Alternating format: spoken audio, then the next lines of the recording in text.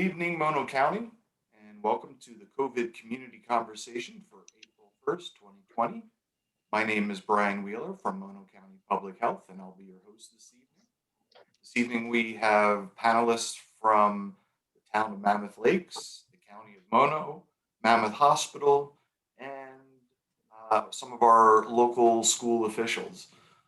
So, Stu, why don't we go to your slide presentation and then we'll get into the meat of the meeting. Sure thing. Thank you, Brian, and thank you everyone for joining us. Thanks to all our panelists for joining this evening, and for our many community members from Mammoth Lakes, around Mono County, around the world. Thanks again for joining us. We are here on April 1st. I'm going to walk through, as we always do, a quick update on some statistics. We'll walk through how we're doing on our vaccinations. And then we'll kind of wrap up this section of the community conversation with a quick update from our K through 12 school district representatives, and then we'll open it up for questions. So again, just want to make sure we take some time to welcome our Spanish speakers. You can see here we've got these instructions, if you can follow all the circles, to listen along in Spanish. And we also introduced Maria and Juan, who are our new public health Latino outreach coordinators. So again, they're here with us this evening to answer any of your questions. And what they're also able to do is they've provided us with kind of an outreach schedule. So if you want to learn more about COVID-19 testing, vaccinations, any other kind of health related questions, then you can meet Juan and Maria at these locations. These are the locations where public health is conducting testing throughout Mono County. So again, at any of these locations between 1 and 4 p.m., please come and introduce yourselves. And then Juan and Maria sure will be happy to answer any of those questions. Maria, I know you were on this evening. Is there anything you wanted to say at this on this slide? Yeah, thank you, Sue. Hello, everybody. I just want to let you guys know that this schedule is going to be put on our Facebook as soon as it's ready, so that everybody can have more of a visual of pretty much throughout the whole county where we're going to be, not just specifically here in the community of Mammoth Lakes. And it should be coming pretty soon. We're still working on it. It's still a rough draft, but it's coming.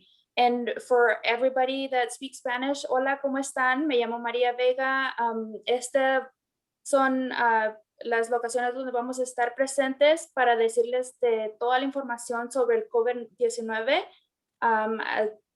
Ahorita todavía estamos trabajando en tener estas locaciones en papel, pero las vamos a poner en Facebook para que estén al punto. Thank you y gracias. Thank you, Maria. Thank you, Sue. All right, again, Mountain View Fire resources. This can be found on the Mountain View Fire incident website, right there in the middle of your slide. And then again, a frequently updated and a great resource on the Mountain View Fire Resources and Recovery Facebook page. Let's just jump into what we kind of call the top 3 here. Again, just want to remind everybody that we're in this together. We want to stay safe to stay open now more than ever as we move through these tiers and we rapidly approach spring and summer. So we want to remind everybody to keep doing the basics: distance, wash, and cover. Get vaccinated when it's your turn. Make sure you pre-register. We need to know who you are and if you want to get vaccinated so we can schedule you for your vaccination. And then Easter. Want to make sure everybody is celebrating safely, and that's limiting the mixing of households. Try and celebrate outdoors, and then join us for the Parks and Recreation competition that's currently underway. So please visit that Mammoth Parks and Rec Facebook page. Let's jump into the statistics. We've reached that ominous milestone of 1,000 cases. We kind of eclipsed that 1,000 threshold a few days ago. So we're now at 1,007. It's a 30-day increase of 49, or just over 5%. We covered this slide 2 weeks ago, and I just want to spend a little bit of time on it again, just give you a quick update on how that vaccine equity metric goal number 2 is going. And as we talked about, the orange tier will move up to 2 to 5.9 cases per 100. And you can see I've got that circled in yellow, circled in red. And then the yellow, or the minimal tier, will shift to less than 2 cases per 100,000 when those 4 million doses have been administered to those individuals living in the vaccine equity quartile number 1. And that is kind of indicated on that bottom left-hand corner of your slide there. And you can see here that as of April 1st, we are getting closer and closer, only about 370,000 doses away from reaching that 4 million dose count. So again, when that happens, we think probably maybe 5 days away. We'll see how we do over Easter. We'll see the state kind of reach that goal of 4 million, and then this new case rate takes effect for the blueprint tier. So what does that mean for Mono County? So our state metrics as of March 30 were not good. You can see here our case rate is 3 times higher than the permissible number of 5.9. We're at 15.3. That's a pretty alarming number of cases. Certainly been higher than we've been seeing. Last 2 weeks was, we saw the high of 9.2. It was 6.1. It was down to 5.1 in February. So certainly seeing a distinct increase in our case rate. And you can see the testing positivity rate there again is 4.6%. That is under the new kind of tier metric of 4.9%, but barely. So what does that mean for Mono County? Under the new guidelines, so when we meet the vaccine equity metric, we have to meet both those metrics for 2 consecutive weeks. So we have to be under 5.9 case rates for 2 weeks, and we have to be under 4.9% positivity rate to be eligible to move to the orange tier.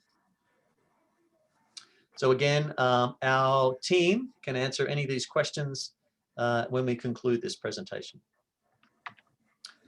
Let's just go around the state and see how the rest of the counties are doing. As we have been communicating on our community conversation, these tier assignments are updated every Tuesday.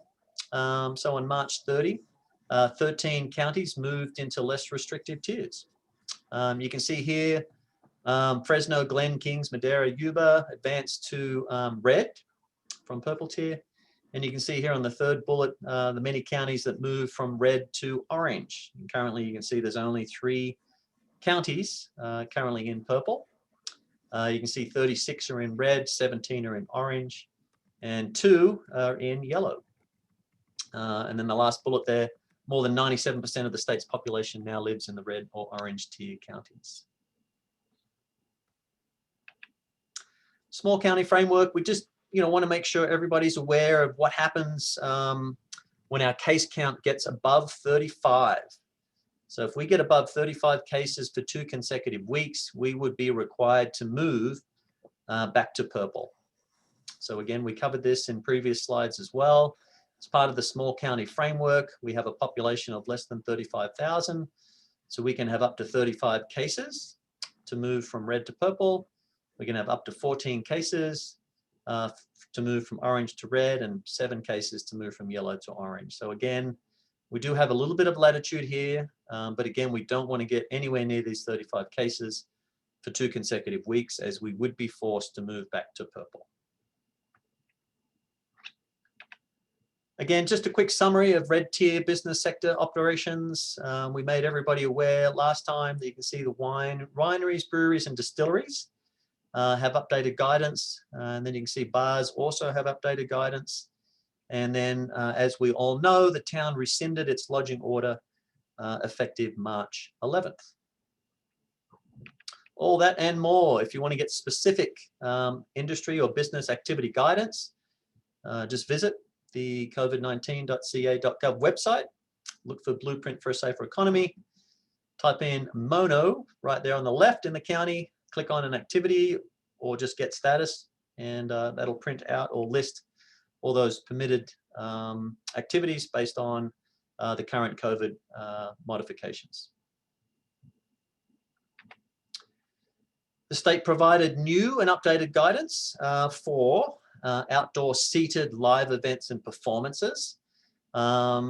This guidance is not intended for kind of these typical general admission kind of venue activities where the central activity allows or required patrons to move around shared spaces. So for instance, a lot of our events in Mono County, certainly around Mammoth Lakes, wouldn't qualify for this new guidance. Dr. Boo indicates that the state will be providing additional guidance for these type of non-seated events and performances, hopefully in the coming days. So we'll make that available to the county. And then the state also provided, which is great news, updated guidance, sorry, new guidance for commencement and graduation ceremonies. And you can see here that outdoor in-person ceremonies are permissible, consistent with this guidance. There are some certain modifications that will be required. And then they've updated amusement park and theme parks, updated outdoor and indoor youth and recreational adult sports, and updated pharmacies and pharmacy staff. So again, all that information can be found on that covid19.ca.gov website. Let's just jump into the vaccine dashboard. This is updated every Monday, Wednesday, and Friday. You can see here we're just short of 15,000 doses received in Mono County. Almost 7,500 first doses and almost 5,000 people in Mono County are fully vaccinated, which is great news. Again, all this information can be found on the Vaccinate Mono website. Vaccination stats, we're still doing really well, but we've kind of slipped back to second in the state behind Alpine County. You can see here across California, they've administered just over 18 million, which is great news. That's 5.5 million people have been partially vaccinated. 6.5 million people have been fully vaccinated. We've got 2.5 million doses on hand. 23 million doses have been delivered to California, which is great. And then I just kind of put this little statistic in here. That means across the country, we're upwards of 150 million doses have been administered, which is great news. That translates to 45 doses per 100 people, and that ranks the US 10th in the world behind Israel. So that's some good kind of COVID vaccination facts that we'll just kind of file away there. Vaccinate Mono Questionnaire, if you are interested in getting vaccinated, this is where you would go. This is on the Vaccinate Mono website. It's confidential. It's in English and Spanish. We ask you to complete this as soon as you can because we are planning our vaccine clinics right now through the month of April. So again, if you're interested, wanting to get vaccinated, please complete this confidential questionnaire and we'll get you scheduled. What this does mean also is it doesn't automatically schedule you for your vaccination. You'll be receiving an email from the team that you would have to then go and register for your appointment, and you'll register for your first and your second dose. Again, just want to remind everybody that proof of eligibility is required. You can see here just the bullet list of ID that the team will ask you to provide. You can see here anything from a driver's license, DMV, post office change of address, employment pay stub, ID, property tax, any of those documents that verifies you as a primary resident. And then second homeowners are not currently eligible to receive the vaccine in Mono County. State issues updated guidance. So I think everybody's aware of what happened on March 25th. So right now, individuals aged 50 to 64 will be eligible, are eligible. And then beginning in the middle of the month, every Californian aged 16 years and older will become eligible as well. But again, Mono County, we're way ahead of that. So we are currently vaccinating individuals 16 years and older. So again, if you want to get vaccinated, please pre-register. And I know Brian and the team are working with the school. So as soon as that vaccine's available and as soon as the FDA approves the use, of our vaccines. We are eager to get into vaccinating younger individuals when that's approved, and also our 16 and 17-year-olds that are currently in school. All that information is available on vaccinateall58.com. Just a few vaccination facts. I like to provide these each time we meet. CDC provided kind of this real world study, and that confirmed those original efficacy reports that were conducted as part of the emergency use authorization back in December. But again, a new study provides strong evidence that the mRNA vaccines are highly effective. Study looked at the effectiveness of both Pfizer and Moderna. It was over a 13-week period.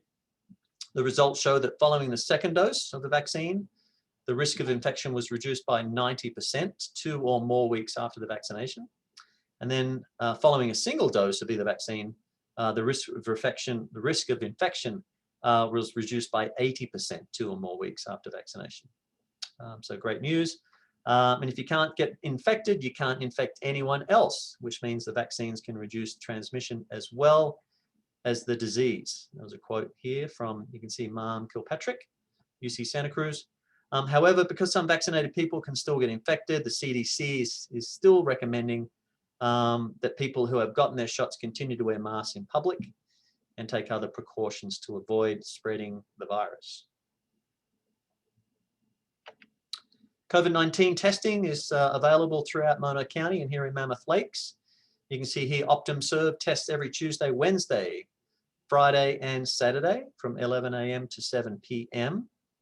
That information is available on the COVID-19 website, also available in our local print media.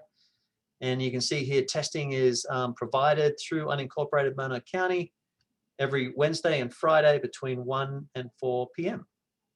And that schedule is updated, as I said, on the health page of our COVID-19 portal.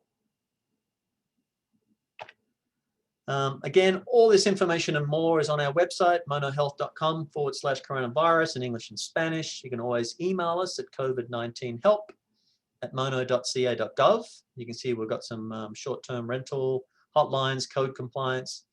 And then our COVID-19 newsletter is issued every Friday. So if you're not subscribed, please do. Our next bilingual community conversation will be scheduled as needed. So this is the last scheduled community conversation. And with that, we would like to introduce here this evening representatives from our school districts. We have Casey Williams, the principal from Mono County Community Schools, the Office of Education, and we have Dr. Jennifer Wildman, our superintendent, Colleen Moxley, our school nurse and health coordinator from Mammoth Unified. Eastern Sierra Unified School District was not able to be here this evening, but as I think everybody's aware, they are open for full day regular school. So with that, I'd like to welcome Casey. Casey wants to introduce herself and just provide an update to the community on Mono County Office of Education school news, and then we'll hand that off to Dr. Jennifer Wildman and Colleen from Mammoth Unified School District. So Casey, welcome. Thank you, Stu. Hello, everyone. My name is Casey Williams. I am the principal for Mono County Community Schools. We have 2 very, very small schools, one located in Mammoth. It is Janwork Community School, and the other school is located on the Colville High School campus. That is Sawtooth Ridge Community School. We have returned as of March 1st to full-time in-person instruction. We have a small enough class size that we're able to socially distance our students of 6 feet. And we were able to open up in the fall also. We were open from October 12th to December 1st for in-seat instruction. All of our students, when they're feeling well, come to school every single day for a normal school day. So if anyone has any questions, I'm happy to answer any questions from the public. Thank you. Thank you, Casey. I will hand it off to Dr. Jennifer Wildman and then Colleen Moxley from Mammoth Unified School District. Welcome. Thank you. Hi, everybody. So Mammoth Unified is opened and reopened for a hybrid learning program. As we have about 1,200 students and over 100 staff members, we are the largest school district in the county, of course. And so we were able to open in a hybrid program. We did it kind of gradually. Our TK through second graders came back on the 1st of March. Our third through fifth graders came back on the 8th. And then we had a very small delay with our middle school and our high school waiting to get out of the purple tier and into the red tier so that we were allowed to open. We're pretty proud of all of the precautions we put into place. We spent a lot of time measuring classrooms and spaces between desks and putting markers in the hallways and ordering hand sanitizer and all the good stuff that we needed to open. It's been kind of like, I don't know, like planning a large concert tour or something, but not quite like that, but it certainly feels like that at times. And so we do currently have about 1,100 students back in school. We have about 100 on distance learning, and students that wanted to stay on distance learning were offered that opportunity. Our youngest kids up through 7th grade come in a morning, afternoon, so they come every day, but they come for only partially a part of the day, except for Fridays. And then our 8th through 12th graders are in a kind of unique situation where they come 2 days on and then they remote into their classroom 2 days. So we've got some pretty special technology working in our oldest students' classrooms. We are really happy to say we haven't had a lot of cases. We do currently have 38 students that are quarantined. And we have had 94 students quarantined to date. So if we do get an exposure, we respond immediately. And I'm going to let Colleen talk a little bit about that. But we're watching very carefully for any positive cases. If there's an exposure to students and staff at school, we respond right away. We close down the cohort or the class or the small group that students are in and immediately sanitize the classroom that night. Our teachers and staff are about 98% vaccinated. So every time we have to quarantine, we're so lucky to not have to quarantine our staff. That's been a really lucky thing. And I wanted to add that we are considering how to do a vaccine clinic for our 16 to 18-year-olds and their families. And that after spring break, we'll be allowing 16 to 18-year-olds who present their vaccination card, who are fully vaccinated, to come back in seat 4 days a week. So they'll get to come every day, even though their compadres are only coming 2 days a week. So that's been a great way for us to sort of gradually bring people back. It's allowed us to kind of practice what to do when we have more students in the classroom. And Sierra High School, our alternative ed program, is open full-time, fully in seat when there's not an illness. The teacher has an illness right now and is out, but in general, they're there full-time too. And just happy to be back, happy to see the kids' faces every day. We are planning an in-person summer school program and hoping to get as many kids as we can to come back in seat for summer. And it'll be a fun kind of a half-day program for about 4 weeks. And then just planning for the school year to open up as normally as humanly possible, and hoping to have kids back in seats every day in the fall. And really excited to be here in Mono County. We feel really lucky. I feel like our county, you guys have it all together, and that allows us to just follow and to do, the best in-person schools we can at this time. And then this is Colleen, our nurse and our health coordinator, and she can explain a little bit about our health stuff. Thanks, Jennifer. Hello, everybody. So I'm the school nurse for Mammoth Unified School District and also for Eastern Sierra Unified School District also. I work a little bit more of the time with Mammoth since that's where, the bigger school district is.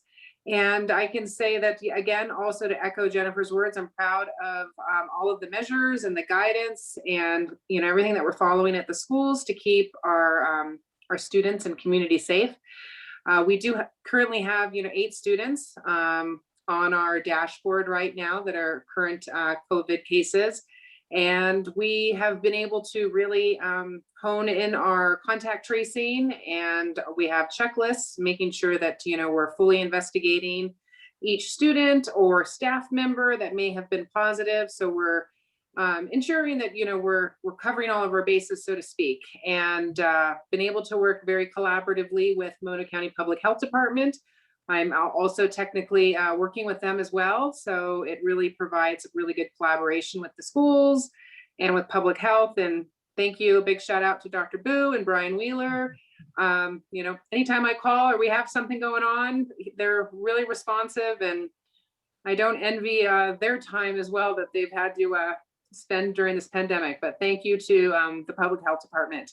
And if anyone has any questions, again, about schools or safety or health. I did want to COVID. say one thing. We are doing surveillance testing of our staff. So our staff's getting tested for COVID at least once every other week.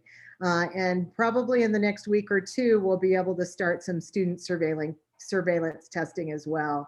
I think we're just darn good at detecting COVID. So I don't know if that's helping our dashboard situation there, but we are really good at finding symptomatic students and detecting when someone might be positive, and our parents have been very responsive to taking their kids in to be tested and to keeping them away when they're sick. And we're thankful to Colleen for that also, because it's a big job to figure out who can be in school every day and what day they get to come back.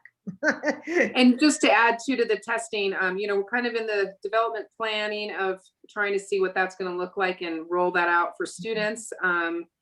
And just want to say overall, we encourage people to continue to get tested. It's really important, not just to find out, it's really just important to find out where the virus is, especially now that we're having a higher vaccination rate in our county. It just helps us to determine, again, where the virus is going in Mono County. So even it's just good just to surveillance test yourself. So.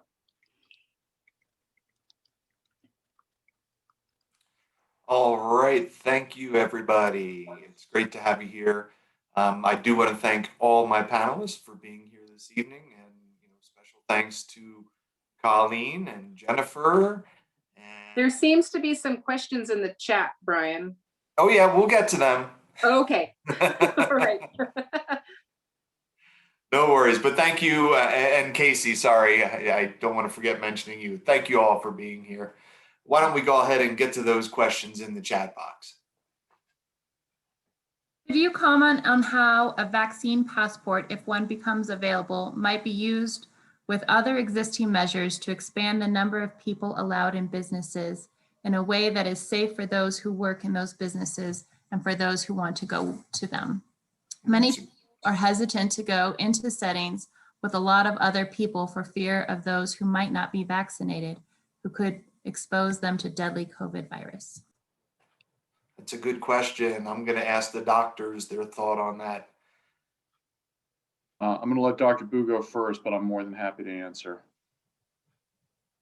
Yeah, hi, Tom Boo, County Health Officer. There's a lot of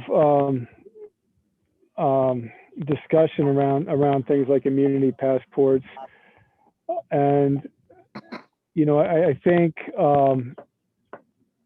by sometime in the first half of the summer, there will be a shift in statewide policy away from the tier system if the disease burden remains reasonably low. After more people have had a chance to get vaccinated.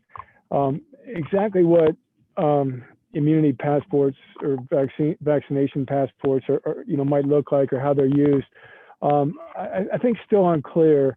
Right now, because these vaccines are approved or authorized under an emergency use authorization by the FDA, employers cannot require their people, their workers to get vaccinated, but that could change because Pfizer and I think the other Moderna and Johnson & Johnson are actually approving formal routine FDA approval, which would open the door for such things. I've heard on recent state phone calls talk about first maybe using vaccination for entertainment things. There's an unwillingness or reluctance to require vaccination for for essential things like work and whatnot, but going to school. But for going to a concert or going to a professional basketball game, there will probably be sort of a two option approach where you either show proof of vaccination or you're required to get tested, and there might be there might be sort of different approaches in different parts of the stadium where where some people are vaccinated and some people aren't. But really, some really good discussions and important philosophical and legal issues around these things. But there's not going to be a mandate for people to get vaccinated on a community-wide or a statewide basis. But there's a lot of interest in providing incentives for people to get vaccinated, because that's how we're all going to get out of this. The worst of the pandemic is through vaccination. Thank you very much, Dr. Boo. Looks like it's some lovely weather down there in Bishop where you are. Yeah. Looks like you're enjoying your backyard. Go ahead, Dr. Burrows. Yeah, a lot of what Dr. Boo said I would agree with, and honestly, one of our catchphrases for this whole ordeal that we've been dealing with for a year now is everything is subject to change. But I think if you're reading the tea leaves and you're looking at this, the reality is that there is mounting evidence that getting vaccinated not only protects you from getting sick, but protects other people from getting sick as a result of you. So the whole goal is to effectively disrupt the virus so it doesn't have a chance to jump from one person to another and continue to infect our population. That being said, I think it's probably going to be a reasonable assumption that as we move along in this, demonstrating that you're vaccinated is probably going to allow you access to a lot of things that you want to do that a lot of private industry is likely going to be able to say, well, we're not going to let you in if you're not vaccinated. None of that is in place right now, but I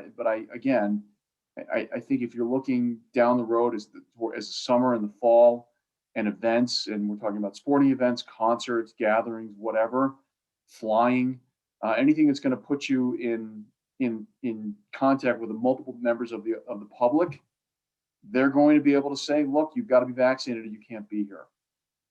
So in addition to the obvious reason, which is if you vaccinate, you're going to help us quash this virus and prevent it from becoming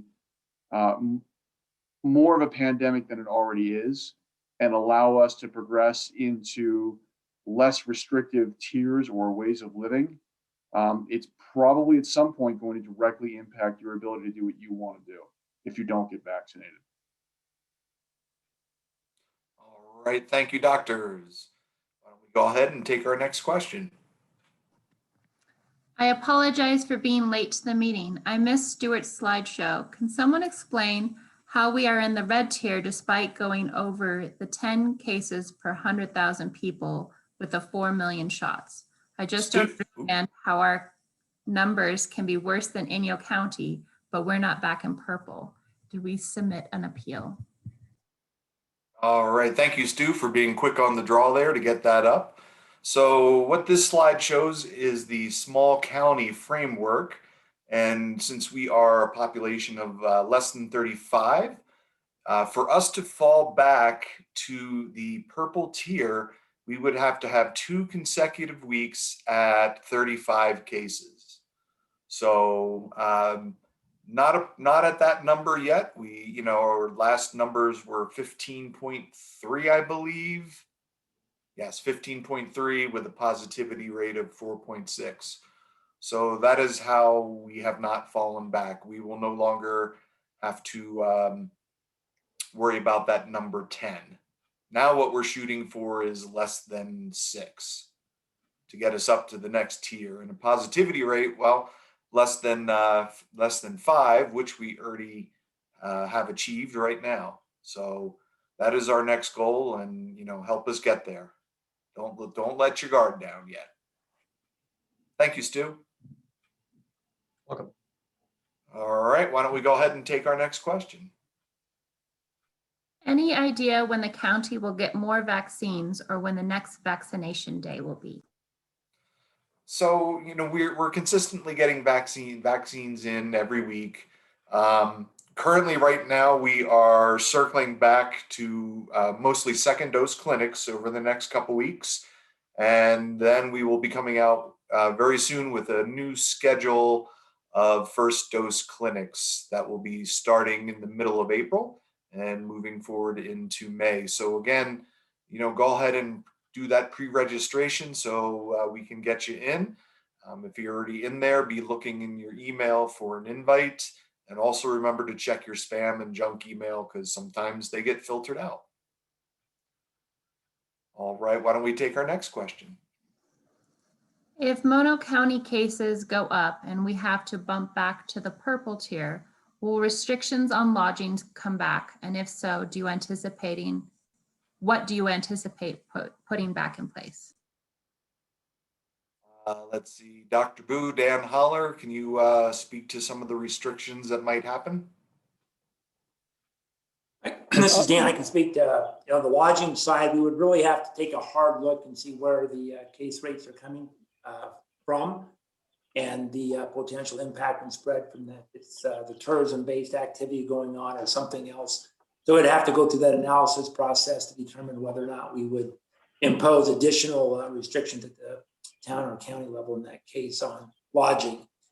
The other restrictions in the purple tier that are there under the state framework, we would be looking to have to implement those under the state guidelines. Thank you, Dan.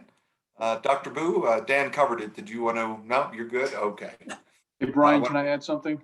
Absolutely, Dr. Burrows. So this is a great example of what can I as a community member do to prevent that from happening. And the best answer is you can get vaccinated and you can get tested. As we are moving along in this and people are feeling better about things, there is less, I guess, pressure for people to feel like they have to get tested, which means that the people that we are testing, first of all, are much less, and secondly, are more likely to actually be positive, which translates into our rate looking higher than it really is. So it's equally important for a lot of reasons for everyone to test on a routine basis, because we want a snapshot of what the entire county looks like, not just what symptomatic people look like. So being negative and testing and proving that you're still negative, that you're not testing positive for the virus, demonstrates that the pandemic is under control, that the virus is not spreading. And it also allows us to continue to progress through the tier system, or whatever the iteration is going to be as we move forward, to allow us to continue to prove that our rate of transmission is low enough that we are not creating a danger for us and everybody else around us. So please, I can't say this enough. Go get tested on a regular basis. You're helping yourself, you're helping your community, and you're going to prevent us from sliding back. Thank you, Dr. Burrows. And again, remember everyone, all those sanitation practices, wearing a mask and distancing, those are still vitally important as well. Why don't we go ahead and take our next question? When someone's COVID test comes back positive, does it indicate if it's the UK variant?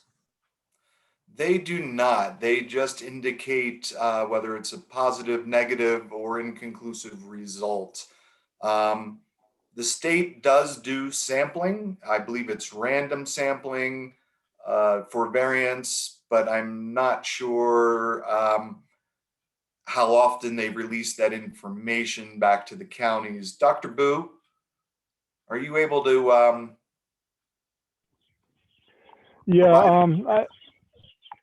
not exactly sure how they sample.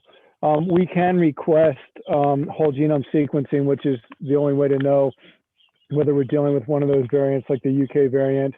And we haven't done that, but it would be in cases like where somebody who's fully vaccinated,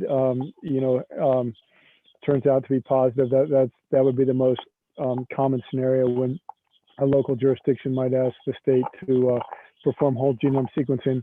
The problem with whole genome sequencing is that it's kind of a time-consuming process. I mean, I think the turnaround time is like a week in most cases. So So we often don't have, those kind of results soon enough to be completely useful in terms of trying to control things. Great. Thank you, Dr. Boo. Why don't we go ahead and take our next question? Do you anticipate that younger teens, 13 to 15, will be able to get vaccinated in time for school starting this fall? I do think it is a possibility, and I'll let Dr. Boo chime in too. So Pfizer is requesting an expansion of their current EUA to include 12 to 15-year-olds. The data is really good, 100% effective, and it could very well roll out in the very near future. Dr. Boo, what are your thoughts? Yeah, no, same as yours, Brian. Thanks. I understand. I mean, nobody's got a lot of experience with this, emergency use authorization process, but I think the original authorization for the Pfizer and Moderna vaccines happened within a couple of weeks, and to expand to the younger age group might even be a little bit simpler and quicker than that. So it could happen very soon, I think. Thank you, Dr. Boo. Why don't we take our next question?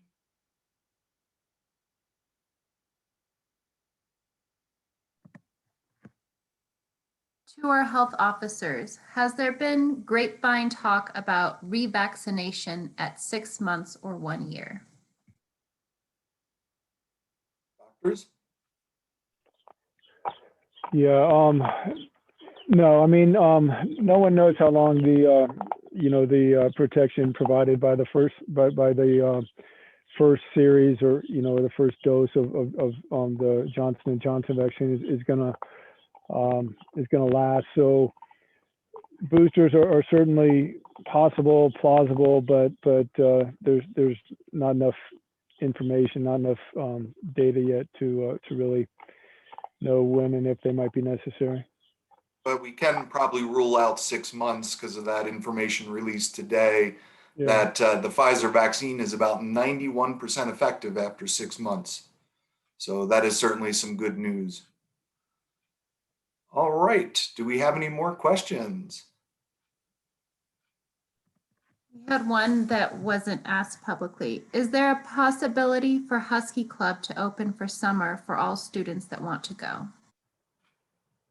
Yeah, actually, we not only will Husky Club be open, but in addition to that, we're going to definitely have a summer school program for all of our students, kindergarten through 12th grade. Again, just trying to get as many kids back in seat as soon as we can, and trying to encourage our teachers to work and our kids to come back. So we'll be working on that in the next month or so, and you should be getting probably a survey about that. But Husky Club will also be open. And yeah, we're open for real. All right, good to hear. Hey, do we have any updates from our law enforcement members? Al Davis, Chief Braun, or Sheriff Braun? No real changes with Mammoth, town of Mammoth. Just lots of people in town, and we're responding to calls about masking or other problems. So no changes. Status quo. All right, thank you, Chief Davis. Sheriff Braun? Yep. Same at the sheriff's side. Nothing going on for us. Thanks for asking, though. Thank you. We appreciate your assistance and everything. Do we have any more questions? Not at this time, Brian. All right. Is there anything anyone on the panel would like to speak about?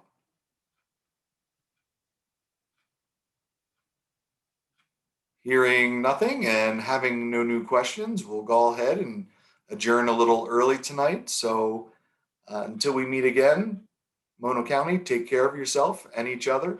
Have a great evening. Thanks a bunch. Bye, you guys. Thank you. Thank you.